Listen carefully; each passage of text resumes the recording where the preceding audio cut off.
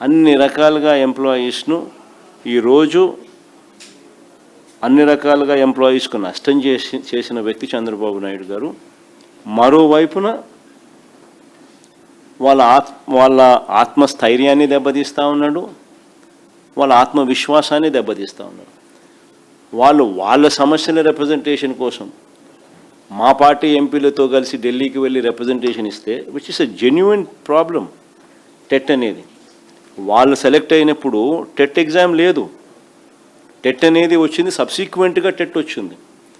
ఆ సబ్సిక్వెంట్గా వచ్చిన ఆ టెట్ను ఇప్పుడు కోర్టు మిస్లెడ్ అయ్యి వీళ్ళు టెట్ రాయాలా ఇప్పుడు అని చెప్పి సుప్రీంకోర్టు చెప్పింది.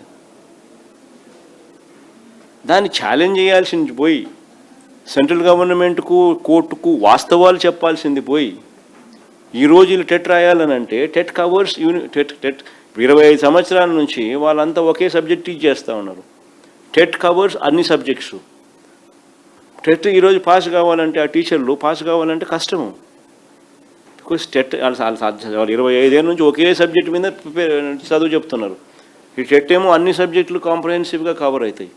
ఈ టెట్ పాస్ కావాలి అని అంటే ఇప్పుడు వాళ్ళకు ప్రాక్టికల్గా అయ్యే పని కాదు. ఎలా సాధ్యమవుతుంది?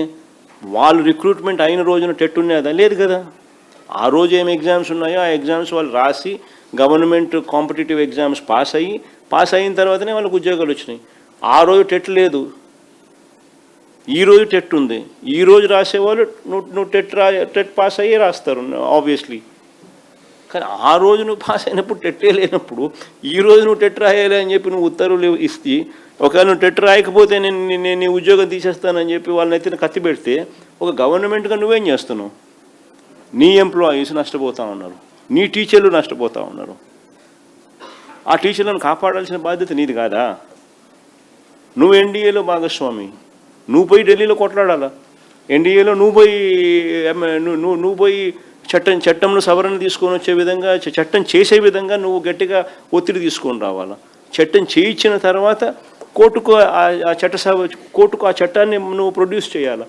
కోర్టులో గవర్నమెంట్ సైడ్ నుంచి ఆర్గ్యుమెంట్స్ చేయించాలి ఎఫెక్టివ్గా. నువ్వేం చేస్తున్నావు? ఏమి చేయడం.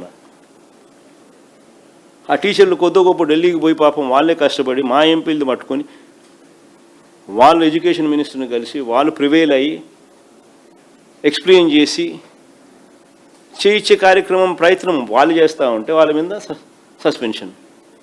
ఎందుకు సస్పెన్షన్ చేస్తూ ఉన్నాం?